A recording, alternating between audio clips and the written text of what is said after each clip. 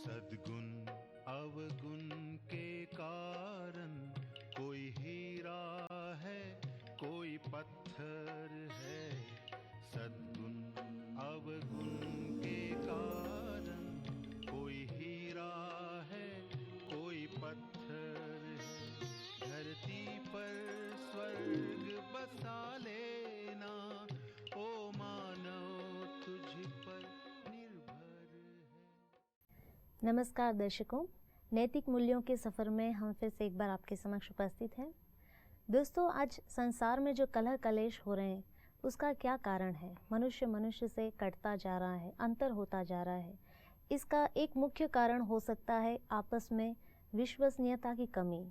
तो आज हम इसी नैतिक मूल्य पर चर्चा करेंगे, द वर्च्यू ऑफ फेथफुलनेस। विश्वसनीयता क्या है, इसे हम अपने अंदर कैसे लाएं और इसका हमारे जीवन में क्या महत्व है। तो चलिए इस विषय पर आज हम चर्चा करें, चिंतन करें। इसके लिए हमारे स्टूडियो में आज पधारे हैं एक बहुत ही महान शख्सियत, बीके अमीरचंद भाई। बीके अमीरचंद भाई जी, आपका बहुत बहुत स्वागत है हमारे शो पर। Thank you. दर्शकों, मैं संक्षिप्त में बीके अमीरचंद भाई जी का परिचय करवाना चाहूँगी। ये 19 वर्ष की आयु से ही ब्रह्मा कुमारी विश्वविद्यालय से जुड़े हुए हैं और 50 सालों से भी अधिक समय से इसमें समर्पित रूप से अपनी सेवाएं दे रहे हैं। आप चंडीगढ़ हरियाणा से हैं और नॉर्थ पंजाब जोन की सारी ब्रह्मा कुमारी सेवाओं को आप निर्देशित करते हैं, संचालित करते हैं और आप ऑल इंडिया सोशल विंग के भी वाइस चेयरमैन हैं। आपका हमारे दर्शकों की तरफ से और हमारी तरफ से एक बार बहुत बहुत फिर से स्वागत है। Thank you. भाई जी, फेथफुलनेस, विश्वसनीयता, इसका शाब्दिक अर्थ हमें समझाइए कि ये है क्या विश्वसनीयता? बहुत ही सिंपल है। जी विश्वसनीयता, जब हम विश्वास कहते हैं, विश्वास का मायना यही होता है कि जब हम आपस में व्यवहार में आते हैं, संबंध में आते हैं, तो जो बात मैं कह रहा हूँ या जो मैं कर्म कर रहा हूँ, जिसके संबंध में, जिसके संपर्क में उसको अंदर में विश्वास है, माना कि जो मैं कह रहा हूँ या जो मैं कर रहा हूँ वो ठीक है जी। इसको हम कहते हैं, उसको मेरे पर विश्वास है। विश्वास का मायना यही है कि मेरी पर्सनैलिटी पर, मेरी इंटेग्रिटी पर उसको कोई डाउट नहीं है। जी जी, कहते हैं ट्रस्ट भी कहते हैं ट्रूथफुलनेस। तो क्या डिफरेंस है? क्या ट्रस्ट फेथफुलनेस का अंग है? क्या डिफरेंस है फेथ और ट्रस्ट में? एक्चुअली ये तीन चीज़ें हैं जी। एक है फेथ जी। एक है ट्रस्ट जी। एक है कॉन्फिडेंस। अंग्रेजी में, हिंदी में तो विश्वास कह देते हैं। जी। अंग्रेजी में तीन शब्द हैं। जी। अब आम तौर पर मैंने देखा है कि जब हम फेथ कहते हैं तो फेथ वहाँ होता है जहाँ कोई सैद्धांतिक बात होती है। जी। मेरा फेथ है इस रिलीजन में, इसकी टीचिंग्स में, उसको हम फेथ कहते हैं। ट्रस्ट जो आम तौर पर होता है वो व्यक्ति में भी हो सकता है और किसी संगठन में भी हो सकता है। जी। जब हम कॉन्फिडेंस कहते हैं तो कॉन्फिडेंस आम तौर पर होता है कैपेबिलिटी के साथ, जी। योग्यता, जी। कि मैं ये सबका अलग अलग हो सकता है। मैं ये कर सकता हूँ, जी। ये पॉसिबल है। जैसे व्यक्ति का अपने ऊपर कॉन्फिडेंस, जैसे मेरा कॉन्फिडेंस है। कई बार हम कहते हैं कि मेरे में कॉन्फिडेंस की कमी है। क्या मैंने है कि मेरे में वो दृढ़ता नहीं है, वो संकल्प नहीं है कि मैं ये कर पाऊंगा या नहीं कर पाऊंगा। तो इसको हम कहते हैं कि सेल्फ कॉन्फिडेंस की कमी है। पर फेथफुलनेस ये क्यों ज़रूरी है हमारे जीवन में? इसका महत्व क्या है? एक्चुअली तो क्या है कि एक अच्छे व्यक्तित्व का ये तो आधार है। जी।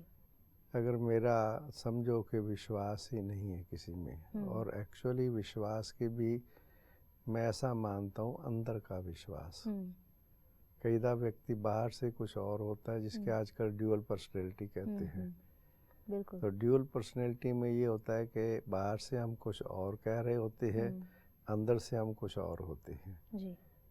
जिसे हम कथनी और करनी एक अगर है मेरी, और कई समय तक लगातार मैं जब संबंध व्यवहार में आया हूँ और मेरी पर्सनैलिटी में कोई ऐसी चीज़ किसी को नज़र नहीं आई है जी तब उसका मेरे पर विश्वास होता है। जी जी। अभी संबंधों की आपने बात की, संबंधों में, रिलेशंस में इसकी क्या महत्वपूर्ण भूमिका है, फेथ? अब अगर आप देखिए जी, एक फैमिली में हस्बैंड वाइफ है, अगर ट्रस्ट नहीं है तो व्हाट इज दिस? कुछ नहीं है, वो तो जैसे कि वो रह रहे हैं इकट्ठे, जैसे धर्मशाला में या ट्रेन में भी लोग इकट्ठे ट्रैवल करते हैं या रह जाते हैं कुछ न करीब। ट्रस्ट जो है वो तो वास्तव में संबंधों का आधार है ना जी। संबंध में अगर ट्रस्ट नहीं है, चाहे किसी भी रिलेशनशिप में, तो व्यक्ति उसके साथ व्यवहार करता हुआ भी अंदर कुछ और होगा और बाहर कुछ और होगा। जी। पेरेंट्स जो है बच्चों को संस्कार दे रहे हैं, संभाल रहे हैं, सब कुछ कर रहे हैं, फिर भी उनको अंदर एक फेथ नहीं रहता है कि ये पता नहीं आगे जाके क्या करेंगे, मतलब हम अनफेथफुल हो जाते हैं। ऐसा क्यों होता है? नहीं, एक्चुअली क्या होता है कि माँ बाप को जब से बच्चा छोटा है जी और उनके ही कनेक्शन में रहा है, उनकी हर एक्शन उनके पास, उनके ध्यान पर है। उन्होंने किस वक्त बात कही थी, उन्होंने कितनी मानी, कितनी नहीं मानी, सारी लाइफ ही उनके पास है। उस बेस पर ही उनका ट्रस्ट या फेथ जो है वो बनता है जी। अगर वो देखते हैं कि ये बच्चा समय पर उठता ही नहीं है, स्कूल का काम करता ही नहीं है, इसको करवाना पड़ता है, इसमें अपने आप वो चीज़ नहीं है, तो माँ बाप के फेथ में फ़र्क तो पड़ेगा ना। जी जी। तो वैसे लक्षण अगर उसके वो चीज़ उसके अंदर है जी कि वो अपने आप ही या इशारे से ही कोई बात समझ जाता है या करने लग जाता है, अच्छा एक बार कोई करेक्शन दी है, अगली बार उसका ध्यान रखता है, तो there are so many things in life जिससे व्यक्ति का जो है वो ट्रस्ट या फेथ पैदा होता है। जी। क्या एफर्ट्स करें ताकि हम फेथफुल बन सके दूसरों के लिए? हमें क्या एफर्ट्स की ज़रूरत है? मैं ऐसा मानता हूँ कि ये कोई उस ढंग से नहीं है कि हम किसी के लिए कुछ ऐसी चीज़ करें, ये तो एक पर्सनैलिटी का हमारा पार्ट है जी। अगर मेरे जीवन में कुछ ऐसे सिद्धांत हैं जी, मेरी पर्सनैलिटी में कुछ ऐसी चीज़ें हैं, इनबॉर्न जिसे हम कहते हैं, संस्कार रूप में जिसे हम कहते हैं, वो अगर मेरे अंदर वो चीज़ है, मैंने पेरेंट्स को जिनके साथ मैं रहा हूँ, मेरे माँ बाप हैं, उनका लाइफ मेरे सामने है, अगर उन्होंने मेरे साथ ऐसे व्यवहार किया, ऐसे चले हैं, तो मेरे अंदर कोई सवाल ही पैदा नहीं होता कोई ऐसी चीज़ आएगी। इसलिए कुछ चीज़ें तो इनबॉर्न होती हैं जो लेके हम आते हैं, इनहेरिटेंस। दूसरी चीज़ ये होती है कि मेरा जो रिलेशनशिप है उसके साथ मेरा कितना, क्योंकि ये एक तरफ नहीं होता है विश्वास, दोनों तरफ से होता है, इट इज़ टू वे। तो आमतौर पर मैं ऐसा मानता हूँ कोई भी ऐसा व्यक्ति नहीं है जिसका किसी में विश्वास है ही नहीं। विश्वास तो हर एक का है जी। मगर किसी के साथ होता है, किसी के साथ नहीं होता। ये कैसे निर्धारित करें कि ये विश्वसनीय है या नहीं? नहीं, जब हम किसी के कनेक्शन में आएंगे, रिलेशन में आएंगे, व्यवहार में आएंगे, तो हमें कुछ ही समय में आभास हो जाएगा उसका जी। अगर हमने कोई बात कही है जी। या जो आपने देखा है कि मैंने उनसे बात की और उन्होंने उस बात को कितनी वैल्यू दी और उन्होंने उसी ढंग से मेरे साथ बिहेव किया और निस्वार्थ भाव से किया, अनकंडीशनल किया, तो मैं समझूंगा ना कि इसको कोई मेरे से कोई उस ढंग का इंटरेस्ट नहीं है, मगर एज ए ह्यूमन बीइंग ये मेरी हेल्प कर रहा है, तो उसे आप समझेंगे कि इसकी पर्सनैलिटी कुछ और ढंग की है। परख शक्ति यहाँ काम आएगी। बिल्कुल। तो उससे आप लोग व्यवहार से आपको मालूम पड़ जाएगा जी कि इस व्यक्ति का कोई मेरे में उस ढंग से कोई किस्म का मेरे में स्वार्थ या रिटर्न एक्सपेक्टेशन नहीं है। ये जो कुछ भी कर रहा है ये एज ए ह्यूमन बीइंग या उसकी एक नेचर है, उसका संस्कार है, उस ढंग से ये मेरे साथ इस ढंग से व्यवहार कर रहा है, तो उससे हमें पता लग जाता है जी। कभी कभी हम ये डिसीजन नहीं ले पाते हैं, विश्वसनीय कैसे बनाया जा सकता है किसी को? इसके लिए हमारे अंदर और से कौन सी क्वालिटीज़ चाहिए? परख शक्ति जैसा भी आपने कहा जी। इसके अलावा और हमें किन चीज़ों पर ध्यान देना ज़रूरी है? वो क्या है कि कई दफ़ा हम लोग इमोशनल बिहेवियर जो होता है जी बिल्कुल। वो मैंने देखा है कि कई दफ़ा नुकसान पैदा करता है। जी। अगर हमारे अंदर, अब मेरी पर्सनैलिटी में धीरज है, शांति है, मेरे अंदर स्टेबिलिटी है, क्योंकि जो परख शक्ति है उसका संबंध अंदर की स्टेबिलिटी से है। जी बिल्कुल। अगर मैं अंदर शांत हूँ, धीरज हूँ, तो मेरी जो परख शक्ति है वो एक्यूरेट काम करती है। जी। तो मुझे एकदम अपने आप टच होगा जी। कि ये व्यक्ति कैसा है। जी। और अगर मैं इमोशनल हो जाऊंगा, कोई मेरे अंदर अपनी कुछ कमियां हैं जिसके कारण मेरे को अपने इंटरेस्ट हैं, कोई स्वार्थ के अधीन हूँ, कुछ ऐसी चीज़ें हैं मेरे अंदर कमियां हैं, तो मेरी जो निर्णय शक्ति है, विजडम, वो फिर काम नहीं करेगी, प्रॉपर काम करेगी, उससे फिर धोखा खा लेते हैं। जी। तो हमें पहले आंतरिक विश्वास को बढ़ाने की ज़रूरत है। जी जी। हमें अपने अंदर खुद के लिए विश्वास को बढ़ाने की ज़रूरत है। तो वो हम कैसे बढ़ाएंगे? इस पावर को हम अपने अंदर कैसे बढ़ाएंगे? पहले अपने लिए, खुद के लिए। विश्वास के साथ मैंने ये कहा कि विश्वास के साथ साथ अपनी इनर पर्सनैलिटी में अंदर की स्टेबिलिटी, उसके लिए जो हमारे यहाँ मूल अभ्यास है, जिसको हम राज योगा मेडिटेशन भी कहते हैं, शांति में बैठने का। जैसे हम कोई भी चीज़ है जिसको हम ज़्यादा यूज़ करेंगे तो वो चीज़ फिर कम काम करने लग जाती है, उसकी जो एनर्जी है, उसकी पावर कम हो जाती है। इस तरीके से अगर हमने सारा दिन सोचते ही रहते हैं, सोचते ही रहते हैं, कुछ ना कुछ करते ही रहते हैं, बिजी बिजी बिजी, तो वी आर जस्ट चार्ज नहीं कर पा रहे हैं, we are consuming our energy. जो हमारी एनर्जी है, जितना आप यूज़ करेंगे और चार्ज नहीं करेंगे तो वो फिर ऐसी स्टेज आ जाएगी कि जब आप प्रॉपर डिसीजन नहीं ले पाएंगे, प्रॉपर काम नहीं, वो एनर्जी प्रॉपर काम नहीं करेगी। और अगर आपके अंदर वो चीज़ रिजर्व है स्टॉक में, जैसे मनी है, बैंक बैलेंस है, आपके पास पैसा है मगर आप जमा करते हैं और खर्च कम करते हैं, तो आपके पास मनी पावर कही जाएगी। ऐसे आपकी ये जो डिसीजन मेकिंग जो को लेने की ताकत है, एनर्जी है ये।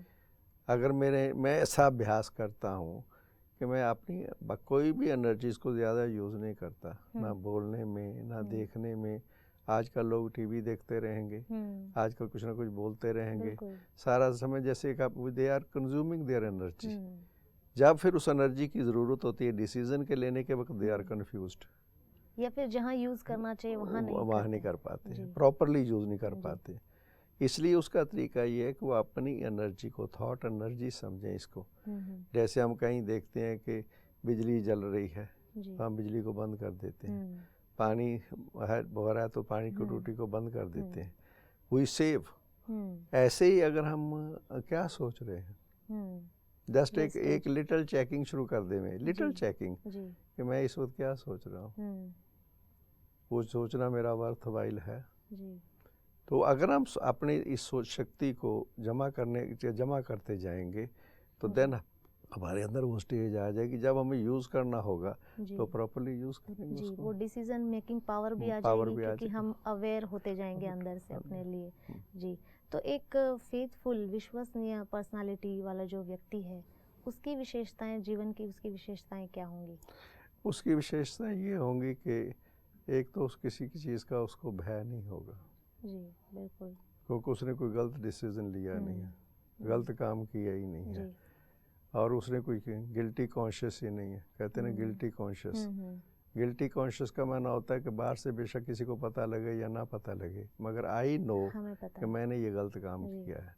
तो जब मैं गिल्टी कॉन्शियस ही नहीं हूँ तो मेरी पर्सनैलिटी में वो चीज़ होगी कि मेरे फेस से भी और मेरे लोगों से जब मैं बात भी करूंगा किसी से तो उससे कॉन्फिडेंस, कहते face is the index of mind, तो मेरे फेस पर भी वो चीज़ सामने आएगी, व्यवहार में भी सामने आएगी।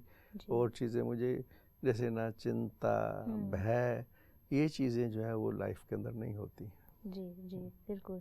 तो जैसे आध्यात्मिकता कैसे सहायक सिद्ध हो सकती है इसको अपने अंदर बढ़ाने के लिए, इस पावर को? हाँ, बेसिक चीज़ है, देखिए कॉन्फिडेंस में भी, विश्वास में भी बेसिक चीज़ ये है कि अगर मुझे ये पता है कि मैं हूँ कौन, अगर मैं अपने आप को ओनली बॉडी मान रहा हूँ अब बॉडी तो जो है परिवर्तनशील है, चेंजिंग है, तो मैं उसके अंदर कष्ट में आ जाऊंगा, तकलीफ में आ जाऊंगा। अगर मुझे है कि जैसे मैं तो ये तो एक कपड़ा है, यूज़ कर रहा हूँ, ये बचपन है, युवा है, वृद्ध है, ये तो चेंज है, ये फिर क्या, मृत्यु भी क्या चीज़ है, इट इज़ ए चेंज। तो पहला अगर मेरा ये विश्वास है कि आई एम इमॉर्टल सोल, मैं आत्मा हूँ। और दूसरा ये कि आत्मा तो बहुत लोग समझते हैं, मैंने देखा है, मगर उसके अलावा स्पिरिचुअलिटी में सबसे बड़ी बात है कि मैं ईश्वर की संतान हूँ। जी, बिल्कुल ठीक। ये अगर विश्वास कि हम बोलते तो हैं तुम्हें माता से पिता, तुम्हें बंधु जो सगा, तुम माता पिता हम बालक तेरे, बोलते हैं, मगर विश्वास अगर मैं ईश्वर की संतान हूँ, तो ईश्वर कौन है? ऑलमाइटी अथॉरिटी है, तो मैं भी तो उसका बच्चा हूँ ना जी। तो सारी पर्सनैलिटी चेंज हो जाती है। स्पिरिचुअलिटी का तो बहुत इम्पोर्टेंट रोल है जी।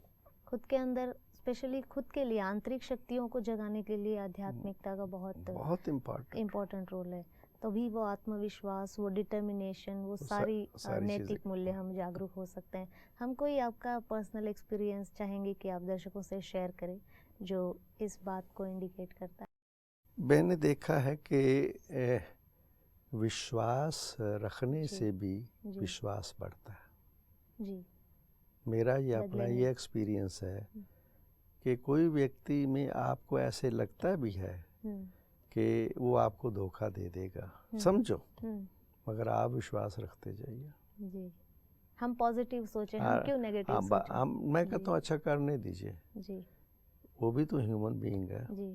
अगर मैं उसके लिए हमेशा ही अच्छा सोचता हूँ और विश्वास रखता हूँ, ए डे विल कम, वो रिटर्न करेगा। और सबसे बड़ा सुधार का भी, किसी के जीवन में चेंज लाने का भी ये सिस्टम सबसे बढ़िया है जी।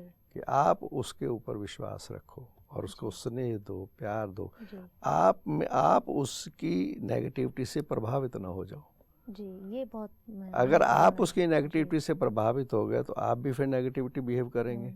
मैं अपनी ओरिजिनलिटी में रहूं तो उसको भी ओरिजिनलिटी में मैं ले आ सकता हूँ जी। बिल्कुल ठीक। मैं चाहूँगी कि इस विश्वास, इस नैतिक मूल्य पर आप कोई ऐतिहासिक घटना या कोई ऐसा उदाहरण, प्रेरणादायी उदाहरण हमारे दर्शकों को बताइए जिससे ये कॉन्फिडेंस और ये नैतिक मूल्य अपने अंदर जीवन में अपनाने की प्रेरणा उनमें जगे। अब आप देख लीजिए कि हमारे प्रजापिता ब्रह्मा कुमारी ईश्वर विश्वविद्यालय का शुरू का इतिहास, शुरू का यज्ञ का, ब्रह्मा बाबा को ये नॉलेज मिली जी। शिव बाबा ने ब्रह्मा बाबा में प्रवेश किया, अच्छा, उनको अनुभव हुआ, he was the only one person, मगर उनका विश्वास इतना दृढ़ था कि ये मैं नहीं कर रहा हूँ, ये कोई और कर रहा है। आज उसके इस एक विश्वास के आधार पर हजारों लाखों हमारे भाई बहनें हैं जो हमारी टीचर्स हैं, सेवा केंद्रों पर रहती हैं, उनको ये विश्वास है ये कार्य उसका है। We are just an instrument जी। वो हम देख रहे हैं बहुत बड़ा। अब मैं आपको अपना एक निजी अनुभव सुनाता हूँ। मुझे यज्ञ की तरफ से एक प्रोजेक्ट दिया है कि सोनीपत में कंस्ट्रक्शन का काम चल रहा है। It is a big project, काफ़ी बड़ा प्रोजेक्ट है। तो कभी कभी ऐसे थॉट आता है और दादी जानकी कहती है कि इसको 25 जून तक आपने कुछ स्टार्ट करनी वहाँ सेवा, मगर मैं कभी भी, मुझे टेंशन या वो चीज़ नहीं होती जी। क्योंकि मुझे पता है कि वो करवा रहा है ना, I am just an instrument, और इस विश्वास के आधार पर मुझे सहयोग भी मिल रहा है और कार्य आगे बढ़ रहा है जी। जी, आपकी बात से एक बात तो सीखने को ज़रूर मिलती है कि विश्वास हो तो पॉजिटिव हो, डेफिनेटली। और उसके अंदर की आत्मा को जब हम देखते हैं, हर एक शरीर के अंदर जो आत्मा है वो ईश्वर की संतान है जी। उसके अंदर ओरिजिनलिटी में प्योरिटी है ही है, पॉजिटिविटी है ही है जी। जिसको हम आदि अनादि संस्कार कहते हैं, हर एक के शुद्ध है। ये विश्वास चाहिए मेरे में भी, दूसरे में भी आदि अनादि संस्कार शुद्ध है जी। जैसे कि आप ये परवर्टेड है जो आजकल थोड़ा बहुत है जी। अगर हम उस रूप में देखते हैं और उस रूप से उसको बिहेव करते हैं, उसके साथ व्यवहार में आते हैं तो डेफिनेटली ये चेंज आते हैं। जैसा कि आपकी बातों से थोड़ा हम समझ पा रहे हैं कि सकारात्मकता विश्वास की शक्ति को जगाने के लिए बहुत सहायक सिद्ध हो सकती है। सकारात्मक विचार, सकारात्मक एटमॉस्फेयर, संग भी वैसा हो सकारात्मक, तो डेफिनेटली हम अपने अंदर के विश्वास को और इस गुण को बढ़ा सकते हैं, जैसा कि अभी आपने अपने अनुभव से भी बताया। और साथ साथ में अगर हम रेगुलरली, जैसे डाइट होता है, अब शरीर को चलाने के लिए खाना तो लेना पड़ता है ना, अगर मैं खुद भी इस पावर को डेवलप करने के लिए अपना निजी कुछ अभ्यास करता हूँ तो वो भी बहुत मदद मिल सकती है। जी जी, मैं यहाँ पूछना चाहूँगी, अगर ये क्वालिटी ना हो जीवन में, फेथफुलनेस, इसके क्या नुकसानदायक परिणाम हो सकते हैं, क्या नुकसान हो सकता है, वो भी हमारे दर्शकों को बताइए। आप देखिए, अगर किसी व्यक्ति को जीवन में ये हो कि लोग मेरे पर विश्वास नहीं रखते जी, या मेरा किसी में विश्वास नहीं है, तो आई टेल यू कि वो मेरी लाइफ क्या होगी। मैं संबंध में भी आ रहा हूँ, वो हर वक्त मेरा मन बुद्धि में डाउट जिसे मिस्टर डाउट कहते हैं, तो मैं तो मिस्टर डाउट हो जाऊंगा ना जी। और हर एक ऊपर मैं किसी को अंडरस्टैंडिंग को विश्वास ही नहीं रख रहा, तो मैं गलती समझता रहूँगा। मेरे से कोई लोग अच्छाई से चल रहा है, मैं फिर भी कहूँगा ये तो ठीक नहीं चल रहा है। तो इसका मैं ना हर एक को ऊपर विश्वास नहीं रखूँगा, और हर एक के ऊपर किसी तरीके से मुझे सहयोग क्या मिलेगा। अगर मेरा किसी में विश्वास नहीं होगा तो मुझे सहयोग नहीं मिलेगा। अगर मुझे सहयोग नहीं मिलेगा तो some time I feel alone. कोई काम मैं किसी सहयोग लेकर के कर नहीं सकूँगा। मैं किसी संगठन को चला नहीं सकूँगा, संगठन बना नहीं सकूँगा। मैं एक व्यक्तिगत जीवन में रह जाऊँगा और अलग प्रकार का, जैसे कट जाऊँगा, सबसे कट जाऊँगा जी। बिल्कुल, ये तो बहुत आगे बढ़ने के सारे रास्ते ही बंद हो जाएंगे जी। तो विश्वास रखना पहले अपने अंदर और दूसरों के ऊपर, तो हम पहले आंतरिक विश्वास को जगाना इसके लिए बहुत ज़रूरी है, जैसा आपने कहा। वो हम कैसे बढ़ाएं अपने अंदर आंतरिक विश्वास को? वो ये है कि जब हम बहुत एकांत और शांत में बैठते हैं ना, वी टॉक टू आवरसेल्व्स, खुद से। हम लोगों से बात करना तो जानते हैं, बिजी रखते हैं, खुद के लिए टाइम नहीं। जब हम अपने आप से बात करते हैं ना कि मैं व्हाट इज रियलिटी, लाइफ क्या है, जीवन क्या है, व्हाट फॉर, वह भागा दौड़ी किस लिए, क्या चीज़ है ये, मेरा आदि क्या और अंत क्या होगा, अंत में क्या साथ जाएगा, क्या चीज़ें हैं ये। लाइफ को जब हम समझ लेते हैं, पुनर्जन्म को समझ लेते हैं, तो उससे बहुत सी चीज़ें हमारी सॉल्व हो जाती हैं जी। It is not only one life, आगे भी है और पीछे भी है। These are all linked and it is a journey है ना जी। हम आगे बढ़ रहे हैं जैसे जी। मैं एक और क्वेश्चन आपसे पूछना चाहूँगी कि समाज में, संबंधों में विश्वास की बात तो आपने बताई कि कितनी महत्वपूर्ण भूमिका है। इसके ऊपर थोड़ा अगर हम और उठे, समाज ले, एक विश्व में इस नैतिक मूल्य की कितनी महत्वपूर्ण भूमिका है। उसमें आप देख लीजिए कि हमारे हिस्ट्री में भी, इतिहास में भी ऐसी पर्सनैलिटीज़ हुई हैं कि जिनका लोगों में विश्वास था, उन्होंने क्या क्या काम करके दिखा दिए। उनके पास कुछ भी नहीं था, मगर अपने सिद्धांतों में पक्के रहे। उनकी अपने सिद्धांतों में विश्वास था और लोगों ने उसमें विश्वास किया। अगर मेरा कोई सिद्धांत ही लाइफ का नहीं है, मेरा कोई अपना कोई सिस्टम ही नहीं है, और तो लोग मेरे में कैसे विश्वास करेंगे जी। तो इसलिए आज दुनिया को, आई टेल यू, लोग कहते हैं कि हमें एक अच्छी पर्सनैलिटी की समाज को ज़रूरत है जी, और ये क्राइसिस है हर राजनीतिक में, किसी फील्ड में आप चले जाओ, आज सबसे बड़ी क्राइसिस ये है कि पर्सनैलिटी नहीं है जी। लोगों को पर्सनैलिटी चाहिए जिसमें वो लोग विश्वास कर सके। हम ये कहेंगे कि हमारे भविष्य में नेता हो गए, हमारे संत हो गए, हमारे ग्रंथ महान है, हमारे ऋषि महान है, लोग कहेंगे व्हाट अबाउट प्रेजेंट जी। बिल्कुल, अगर आज समाज को चाहिए ऐसे व्यक्तित्व, ऐसे विश्वास जिस पर लोग करें जी। और इसलिए आप लोग देखते हैं राजनीतिक क्षेत्र में भी लोग 5 साल के बाद एक पार्टी को लेते हैं, विश्वास रखते हैं, अगले साल फिर उसको बदल देते हैं। तो ये बदलते जाते हैं तो उनको विश्वास नहीं है। रखते हैं लोग विश्वास रखते हैं, मगर जब प्रैक्टिकली देखते हैं तो फिर उनको कष्ट होता है, तकलीफ होती है ना। मैं किसी में विश्वास रखूं, वो विश्वासघात करे, तो है तो तकलीफ की बात है। जी, बिल्कुल सहमत हूँ आपकी बात से। बहुत सुंदर भाई जी, आपने बहुत अच्छे तरीके से इस विश्वसनीयता, इस नैतिक मूल्य पर, इसके महत्व पर प्रकाश डाला। इसे कैसे जीवन में अपनाएं और इसके क्या फ़ायदे हैं जीवन में अपनाने से, और एक बड़े तौर पर सामाजिक रूप में भी हम इसे कैसे अपना सकते हैं अपनी लाइफ में, इसका आपने बहुत ही संक्षिप्त रूप से और अच्छे ढंग से स्पष्ट रूप से हमारे दर्शकों को बताया। इसके लिए आपका बहुत बहुत धन्यवाद। Thank you so much. ओम शांति। ओम शांति। तो दर्शकों, जैसा कि आपने सुना, विश्वास, जैसा इस शब्द में इतना दम है, इस विश्वास पर हम विश्वास करें। और जैसा कि अभी हमने सुना, भाई जी ने हमें बताया कि पहले हम अपने ऊपर विश्वास करें, अपने को अवेयर करने के लिए खुद के लिए हम टाइम दें, हमारी आंतरिक शक्तियों को जागृत करें, तब हम खुद में वो आत्मविश्वास जागृत कर सकते हैं। और जब आत्मविश्वास जागृत होगा तो हम दुनिया में किसी के भी साथ, हमारे अंदर एक जजमेंट पावर आ जाएगी कि हम सामने वाला विश्वास करे या ना करे, वो विश्वसनीय है या ना नहीं है। तो चलिए, मैं समझती हूँ, आशा करती हूँ इस एपिसोड से आपने बहुत कुछ सीखा होगा और इस नैतिक मूल्य के लिए आप अपना ज़रूर समय देंगे। इसी आशा के साथ मैं आपसे विदा लेती हूँ। अगले अंक में एक नए नैतिक मूल्य और नई शख्सियत के साथ फिर से इन नैतिक मूल्य की यात्रा को हम आगे जारी रखेंगे। तब तक के लिए धन्यवाद। तू दीप से दीप जलाता चल, तू सबको गले लगाता चल।